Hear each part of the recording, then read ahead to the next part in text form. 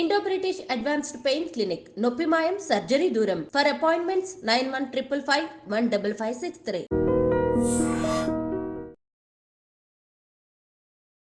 అన్న మీరు అడ్డతీగల నుండి మీ ప్రయాణం ఎలా కొనసాగింది అడవిలోకి? రాజమండ్రి నుండి అదే గోకవరం నుంచి అడ్డతీగలు వచ్చారు. ఇక అడ్డతీగ అది అప్పుడు మనకు తెలియదు, ఏది తెలియదు ఇక మనకు. రాజమండ్రి నుండి నేరుగా ఈ విశాఖపట్నం డిస్టిక్ తాండవ నది ఒకటి ఉంటుంది. అవును, తాండవ దగ్గర ఏదో ఊర్లో దిగి బాలారం, కిష్టారం, కొమ్మిక ఆ ప్రాంతం నుంచి నడుచుకుంటూ నైట్ వెళ్ళిపోయినాం అన్నట్టు. నైట్ వెళ్ళిపోయి తెల్లారి దళం కలిసినాం. ఎక్కడ? విశాఖపట్నంలోనా? విశాఖపట్నం డిస్టిక్ అంతగా తాండవ ఏరియా అన్నట్టు, తాండవ దళం ఏరియా. అప్పుడు ఈస్ట్ డివిజన్లో 6 దళాలు ఉండేవి. తాండవ ఒకటి, కోరకొండ ఒకటి, నాగులకొండ ఒకటి, తర్వాత ఎల్లవరం ఒకటి, శబరి ఒకటి, దారకొండ ఒకటి. ఈ 4 ఈస్ట్ డివిజన్ కమిటీ లోపల దళాలు ఇవి. ఒక్కొక్క దళానికి 10 నుంచి 15 మంది దగ్గర ఉంటారు. ఒక కమాండరు, డిప్యూటీ కమాండరు, తర్వాత ఓ డాక్టరు ఉంటారు. ఈ 3 బాధ్యులు. తర్వాత అందులోపల ఒక దళం లోపల సెల్ ఉంటుంది అన్నట్టు, పార్టీ మెంబర్స్తో కూడినటువంటి సెల్ ఉంటుంది అన్నట్టు.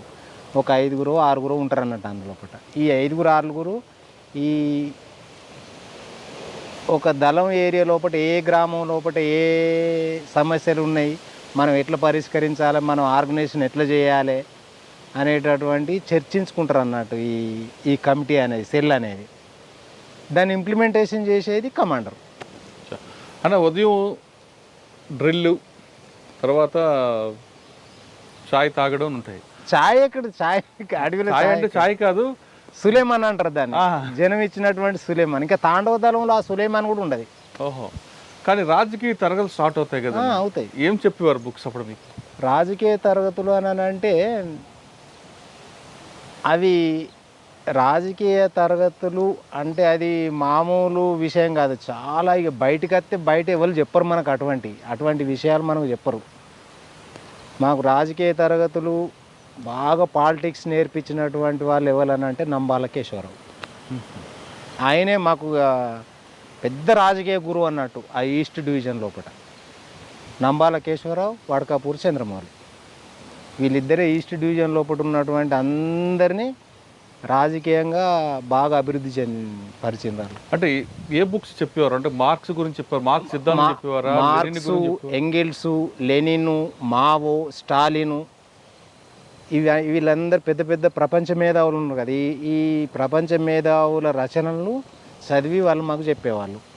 తర్వాత ఇక్కడ ఉన్నటువంటి మన పార్టీ లోపల రాష్ట్ర కమిటీ కానీ, ఫారెస్ట్ కమిటీ కానీ, ఈ కమిటీ లోపల ఉన్నటువంటి నిర్ణయాలు చేసుకున్నటువంటి నిర్ణయాలు ఏంటిది, మనం ఎట్లా ఇంప్లిమెంటేషన్ చేయాలనేటటువంటి విషయాలు కూడా వాళ్ళు మాకు చెప్పేటోళ్ళు. మీరు చెప్పిన ప్రపంచంలో మేధావుల గురించి బుక్స్ చెప్పారు.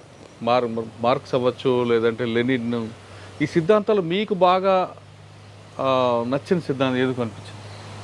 నాకు ప్రపంచం లోపల ఇప్పుడు మార్క్స్ రాసిన ఆయన పెట్టుబడి అనేటటువంటి ఒక సిద్ధాంతాన్ని రాసిండు.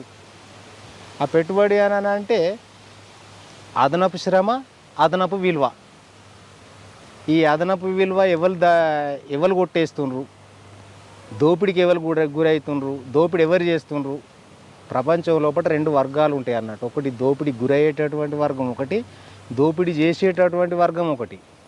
ఈ దోపిడీ చేసేటటువంటి వాళ్ళు ఎట్లా ఉన్నారు, దోపిడీ గురయ్యేటటువంటి వాళ్ళు ఎట్లున్నారు అనేటటువంటిది మాకు ఆ మార్క్స్, ఎంగిల్స్ చెప్పినటువంటి సిద్ధాంతాల ద్వారా మాకు ఆ నంబాల కేశవరావు, వడకాపూర్ చంద్రమౌళి వీళ్ళు చెప్పడం మూలంగా మాకు బాగా నేర్చుకున్నాం అన్నట్టు. కానీ మీరు చెప్పిన మార్క్స్, మావోయిజం ఒక పక్కన పెడితే, కానీ లెనిన్ సిద్ధాంతం దానికి వ్యతిరేకంగా కనిపిస్తుంటుంది. అవును, లెనిన్ సిద్ధాంతం అని అంటే మార్క్స్ ఆయన ప్రపంచం లోపల ఉన్నటువంటి పరిస్థితులకు ఆయన ఒక పెద్ద ప్రపంచం లోపల పెద్ద సైంటిస్ట్ అతను. అవును, ఆయన చెప్పిన మార్క్స్ సిద్ధాంతాన్ని మనం పరిస్థితులకు అన్వయించుకొని ఇంప్లిమెంటేషన్ చేయాలి. ఒకవేళ అది ఫెయిల్ అయిందంటే మనం పరిస్థితులను అర్థం చేసుకోక మనం ఆచరణలో పెట్టినట్టే లెక్క. మార్క్స్ సిద్ధాంతం అంటే అది. దానికి ఎట్లంటే కత్తికి 2 పదులు ఉంటాయి అన్నట్టు. నువ్వు దాన్ని మంచిగా వినియోగించుకోవచ్చు, చెడుగా వినియోగించుకోవచ్చు.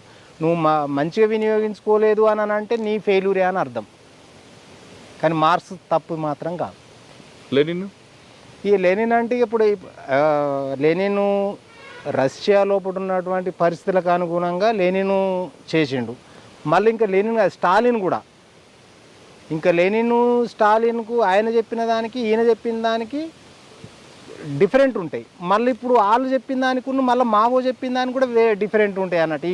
ఈ ఈ ఈ నలుగురు సిద్ధాంతకర్తలు చెప్పినటువంటి పరస్పర విరుద్ధాలు ఉంటాయి. ఆ పరిస్థితులకు అనుకూలంగా సిద్ధాంతాలను మనం ఇంప్లిమెంటేషన్ చేయడం లోపలనే మనం సక్సెస్ అవుతాం, లేకపోతే ఫెయిల్యూర్ అవుతుంది. ఓకే, ఇప్పుడు చైనా ఉంది. చైనా వెనుకబడ్డ దేశం, అప్పుడు అర్ధ వలస అర్ధ భూస్వామ్య దేశం. ఈ దేశం లోపల విప్లవం విజయవంతం ఎట్లా కావాలనేటటువంటిది మార్క్స్ లెనిన్ రాసినటువంటి సిద్ధాంతాన్ని చదివి ఈ చైనా లోపల విప్లవం విజయవంతం కావాలి అని చెప్పేసి అంటే మనం పోరాటం ఏ విధంగా చేయాలనేటటువంటిది ఆయన అనుభవపూర్వకంగా సిద్ధాంతాలు రాసి చైనా అనేటటువంటి దేశం లోపల ఇది అర్ధ వలస అర్ధ భూస్వామ్య దేశం కాబట్టి ఫస్ట్ పల్లెల లోపల మనం పార్టీని బిల్డప్ చేసి పల్లెల లోపల ఎర్ర సైన్యాన్ని స్థాపించి పట్టణాలను చుట్టుముట్టాలనేటటువంటి సిద్ధాంతం మావో తీసుకొచ్చిండు అన్నట్టు. అదే లెనిన్ కాదు. అక్కడ రష్యాల విప్లవం వేరు, చైనాల విప్లవం వేరు. అంటే మీరు రాజకీయ తరగతులు నేర్చుకున్నారు నంబాల కేశవరావు గారి దగ్గర. తర్వాత మీరు ఎక్కువగా ప్రజలకి దగ్గరికి వెళ్ళిన గ్రామం ఏముందండి మొట్టమొదటిసారి? ఈ తాండవ దళం లోపల దాదాపు 200 గ్రామాలు ఉంటాయి. 200 గ్రామాల లోపల మేము తిరిగే వాళ్ళం అక్కడ. అంటే మీరు వెళ్ళేసరికి ఆ గ్రామాల పరిస్థితి ఎలాగుండేది? మీరు వెళ్ళిన తర్వాత ఆ గ్రామాల అభివృద్ధి ఏ విధంగా చెందాయి? ఆ గ్రామాల లోపల ఇటువంటి ప్లేన్ ఉండదు. అక్కడ మొత్తం కొండ ప్రాంతాలే. వాళ్ళు పోడు కొట్టుకొని అడవిని చెట్లను నరికి ఆ పోడు వ్యవసాయం చేసుకుంటూ జీవనోపాధి చేసేటోళ్ళు. వాళ్ళకు తెలుగు రాదు, కోందు భాష అంటారు అన్నట్టు. తర్వాత ఇంకోటి ఏంటిదంటే వాళ్ళకు ఆడోళ్ళు జాకెట్లు వేయరు. ఈ పాయింట్లు వేసిన అనేది తెలియదు వాళ్ళకు. అసలు పాయింట్లు అనే విషయం తెలియదు, సొక్కలు అనేటటువంటి విషయం తెలియని వాళ్ళకు. గోసులు పెట్టుకునేటోళ్ళు ఈ ఆడోళ్ళు ఈ జాకెట్లు వేసేవాళ్ళు కాదు. ఆకులు కూడా కట్టుకునేవారు. ఆకులు కూడా లేదు, ఉత్తగా ఇట్లా చీర పైట వేసుకునేటోళ్ళు అంతే.